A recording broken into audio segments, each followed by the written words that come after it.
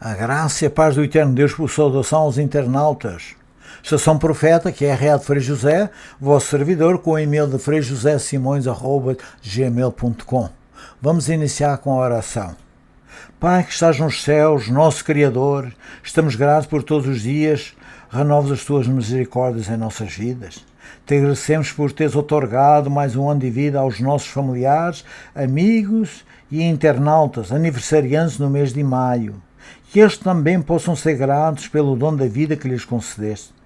Pai eterno, hoje, 4 de junho, estamos agradecendo-te porque há 54 anos aportamos neste país como lugar de refúgio e abrigo debaixo do teu cuidado paternal.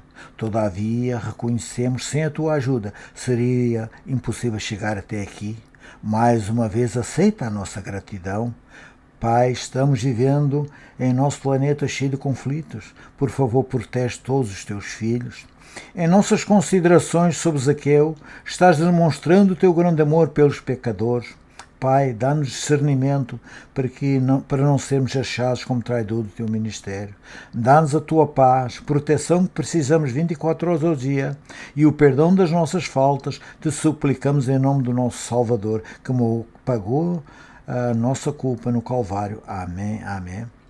Queremos agradecer às pessoas que estão dando visualizações, que Deus possa abençoar a cada um de vocês. Sabemos que não é fácil para nós, às vezes temas que gostaríamos talvez falar, considerar sobre sobre o que as pessoas gostariam de ouvir, mas como até hoje ninguém se manifesta, a gente tem que continuar fazendo o melhor que a gente sabe, né? O que pode, né? Mas que Deus possa abençoar a cada um de vocês. E mais uma vez o nosso agradecimento, né? Gostaria aqui de falar algo que já comentei aqui na nossa oração, que foi, hoje é o dia 4 de junho, o meu irmão já me chamou, já às 6 da manhã, para me lembrar qual era o dia hoje. Eu disse, me lembro bem, 4 de junho de 1970, às 19h30 que chegamos a Nova York. Então gostaria de falar o seguinte, é uma coisa que só interessa a nós, mas às vezes serve para outra pessoa, para um incentivo, né? Até para ser grato a Deus. Nós quando chegamos a Nova York, meia hora antes do pouso, veio um membro da tripulação, como é em português no microfone, falou que havia muito tráfico em Nova York, no Kennedy Airport, e que devias ter que sobrevoar meia hora ou 45 minutos, mais ou menos isso, né?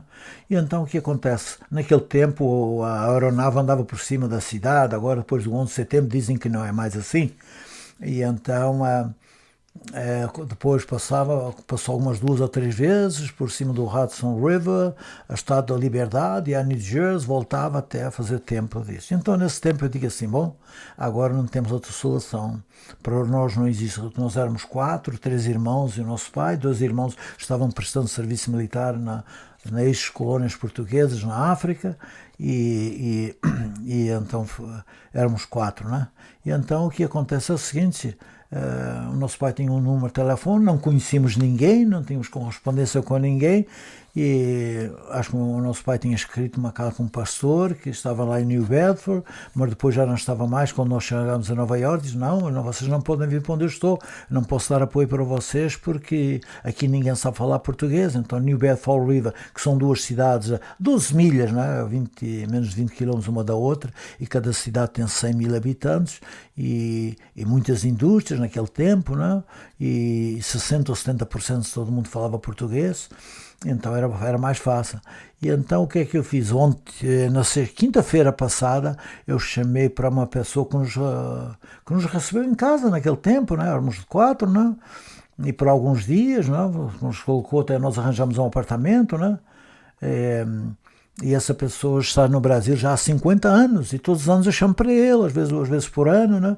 E então eu, quinta-feira passada, chamei e disse ao fulano, ele tem mais 11 anos que nós, já tem 86, a esposa infelizmente já faleceu, e digo, você sabe o que é no dia 4 de junho, o que é que está fazendo aniversário? Agora, não me lembro o que é. Foi no dia em que nós entramos na sua casa, 1970, 50 anos, porque ele em 1974 Nós é que fizemos as caixas grandes para levar tudo o que ele tinha aqui nos Estados Unidos para o Brasil. Ele teve aqui 6 ou 7 ou 8 anos e voltou, mas naquele tempo não havia o contentor, acho que fomos nós até que fizemos as caixas para ele, não? Em madeira, plywood, para que levasse todos os bens, né, que ele possuía. E então já se passou 50 anos. E então ele está vivo, graças a Deus, e nós somos gratos a ele. Então, quando nós oramos a Deus e pedimos a intervenção divina, muitas vezes a gente quer que seja um anjo, mas Deus também usa anjos que existem na terra, que é os nossos amigos, os nossos familiares, ou pessoas desconhecidas, como era o caso dessa família. Eu não vou contar a história toda porque não precisa, mas só alguma mais relevante.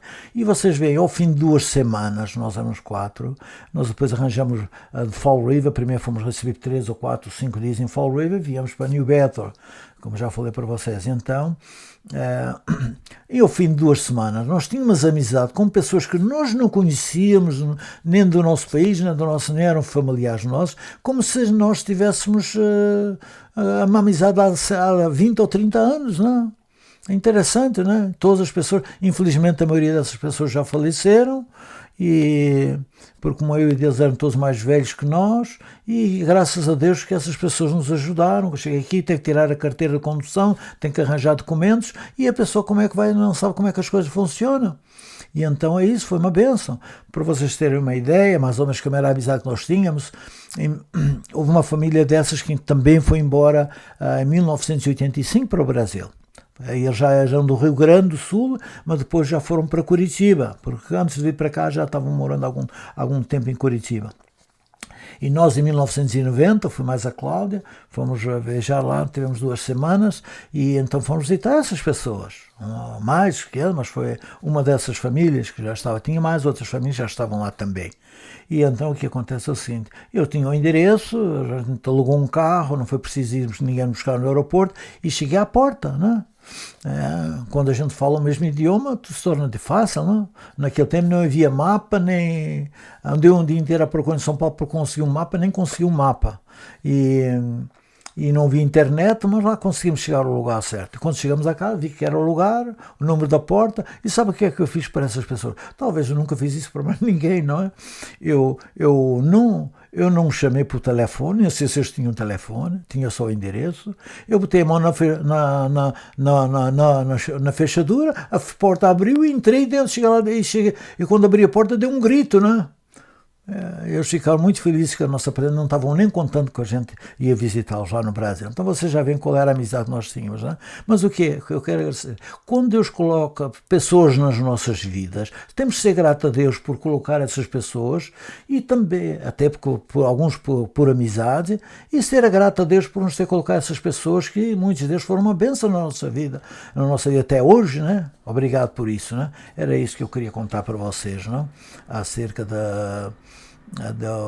do nosso dia de hoje. Está fazendo 54 anos que chegamos nesse país. Gostaria de mencionar, eu tenho mais um minuto, eu falo agora sobre Portugal. Eu tenho tínhamos 5 amigos que estavam no colégio em Loures, que é 7 ou 8 quilómetros da capital, e isto foi durante 61, acho que nós saímos lá em 62. Então já há 62 anos que não nos vemos. Há um tempo atrás a esposa botou um cidadão lá no Facebook da senhora, que eu sei que eu não sei o nome da senhora, e vi uma pessoa com uma criança, mas não sei se é irmão, se é primo, não está lá escrito o que era. Eu tive que perguntar para a senhora se era o esposo dela, porque eu não conhecia. Há 62 anos que nós não nos vemos, só nos falamos. Eu tinha perdido o endereço quando vim aqui aos Estados Unidos, tivemos 40 anos sem ter comunicação nenhuma com essa pessoa, e mais de 40 anos, e agora todo o fim do ano nós chamamos, e então eu disse para ele: fulano, e como é que é o negócio? Os nossos amigos, nós éramos 5 ou 6 todos como irmãos, só tu é que chama, não? Eu digo, os outros nem sabem qual é o dia do meu aniversário. Então a gente tem consideração e estima para as pessoas, e não só para aquelas que nos ajudam, é para todas as pessoas que nós conhecemos, e amém por isso, não? Então vamos às nossas considerações de hoje. As nossas considerações de hoje é uma passagem muito bonita. Aqui é Zaqueu o publicano, todo mundo já ouviu falar a história, que se encontra em Lucas 19, de 1 até 10, são só 10 versos, não? Então, a seguir, no verso 1, Jesus tendo entrado Jesus em Jericó e atravessando a cidade, havia ali um homem chamado Zaqueu, o qual era chefe dos publicanos e era rico. Este procurava ver a Jesus e não podia por causa da multidão, porque era pequeno de estatura. E correndo adiante, subiu um sicômoro. Acho que sicômoro eu já uma vez vi no dicionário, nunca tinha ouvido falar nesse nome, acho que é da família da figueira, essa árvore, não conheço, a fim de vê-lo, porque havia de passar por ali. Verso 5. Quando Jesus chegou àquele lugar, olhou para cima e disse: Zaqueu, desce depressa, porque importa que eu fique hoje em tua casa. Desceu, pois, a toda a pressa e recebeu com alegria. E ao verem isto, todos murmuraram, dizendo: entrou para ser hóspede de um homem pecador. No verso 8, Zaqueu, porém, levantando-se, disse ao Senhor: eis aqui dou aos pobres metade dos meus bens, e se em alguma coisa tenho defraudado alguém, eu lhe retribuo quadriplicado, que essa aqui é uma norma que os judeus usavam antigamente, que tinha sido dada por Moisés. Êxodo 22:1 dizia: se roubasse alguma coisa a alguém ou danificasse, você tinha que pagar 4 vezes quadriplicado, não é? Ele sabia as normas, não é? Só que não estava seguindo, mas encontrou Jesus, amém por isso. No verso 9 disse-lhe Jesus: hoje vê a salvação esta casa, amém. Portanto, também este é filho de Abraão. E o verso 10 diz: porque o Filho do Homem veio buscar o que se havia perdido. Que somos todos nós, estávamos perdidos, não é? Amém por isso, não é? Agora vamos a considerar algo sobre Zaqueu. Quem era Zaqueu, o publicano? O texto de Lucas 19:2 nos diz que Zaqueu era chefe dos publicanos e que era líder dos cobradores de impostos da sua região. O que era um publicano? Era alguém que cobrava impostos para o Império Romano. Roma havia subjugado toda a Palestina, obrigando os judeus a pagar tributo. Os publicanos caminhavam de província em província, de cidade em cidade, recolhendo impostos nas casas e nos comércios. No tempo de Jesus, ser um publicano era uma forma muito eficaz de ser bem-sucedido financeiramente. Para um publicano não havia falta de dinheiro, sempre tinha uma forma de recolher imposto acima da taxa normal estipulada por Roma, embolsando ilicitamente uma parte, mas para ter essa boa vida pagava-se um alto preço, abandono e do ódio. O publicano palestino era um judeu que trabalhava recolhendo impostos do seu próprio povo, colaborando para a sua opressão. Era um aliado daqueles que oprimiam a sua nação. Qual era a fama de um publicano? Qual era a fama de um publicano?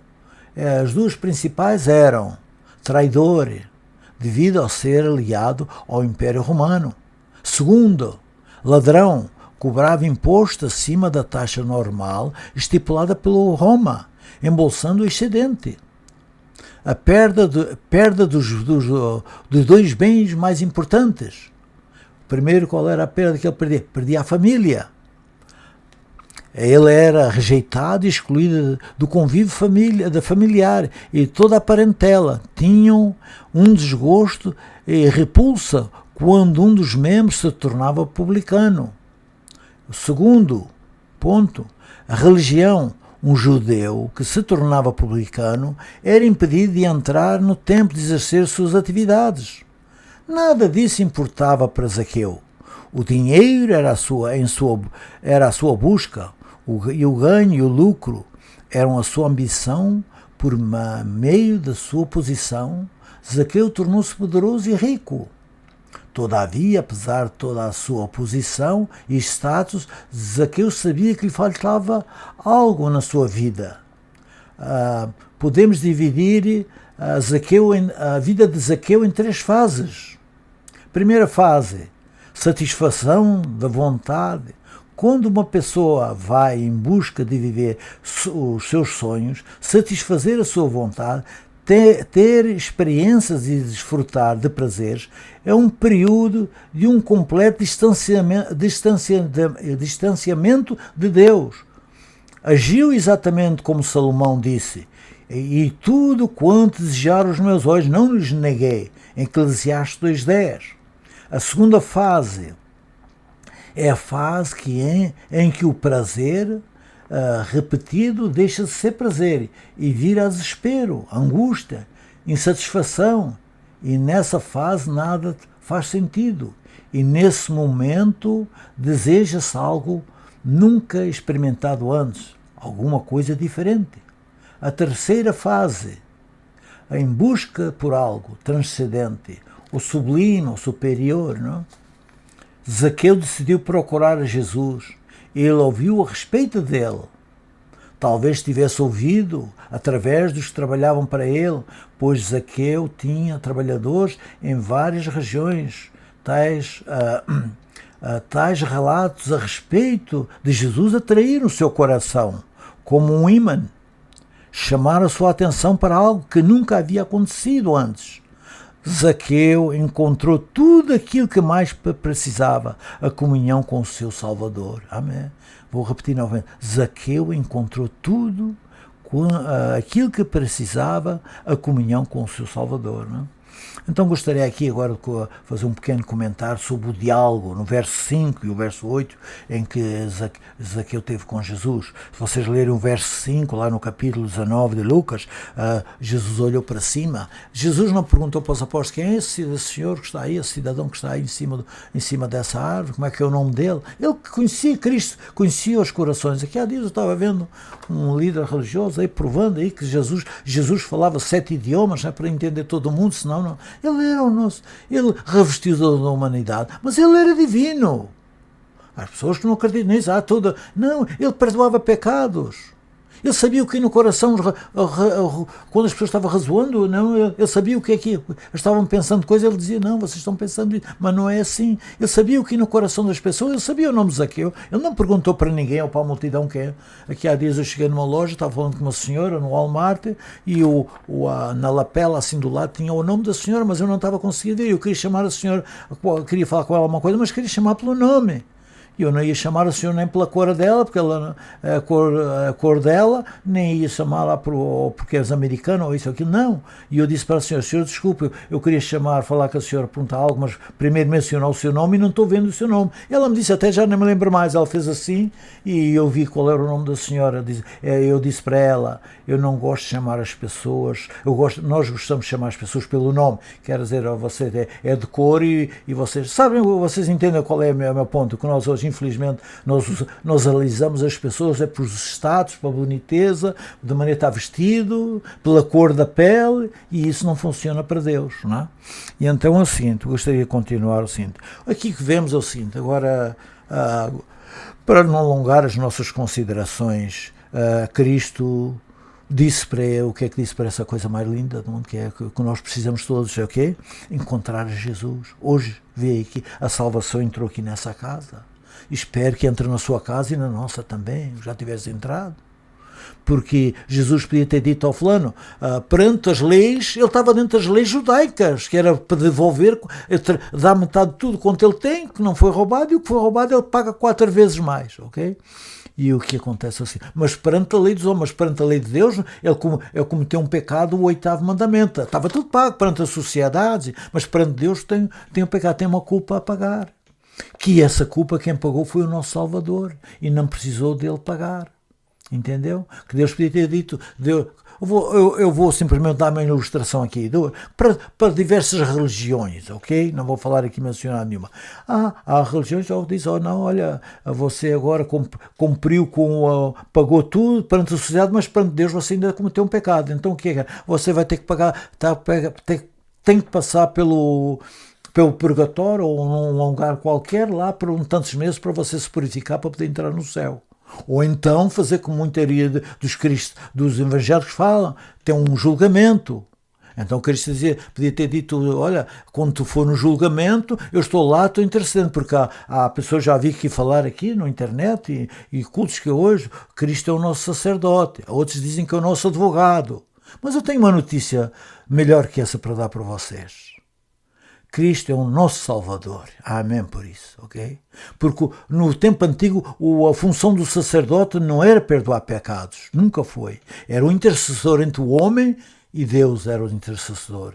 E o advogado, antigamente não havia advogados, mas hoje tem, o advogado não pode resolver o seu problema, vai representar você, mas entende? E então o que é? O Cristo é o nosso Salvador. Amém por isso, ok? E então o que é? Podia ter dito, olha, quando chegar lá no julgamento, eu estou lá, eu sou o teu intercessor, eu sou o teu sacerdote e estou lá resolvendo o teu problema. Mas ele também não falou isso. Ele também não falou isso. Eu estou falando para as pessoas que são evangélicas também. E dizem, mas José, tu é louco, tu estás inventando. Eu não estou inventando doutrina nenhuma, só estou dando uma ilustração.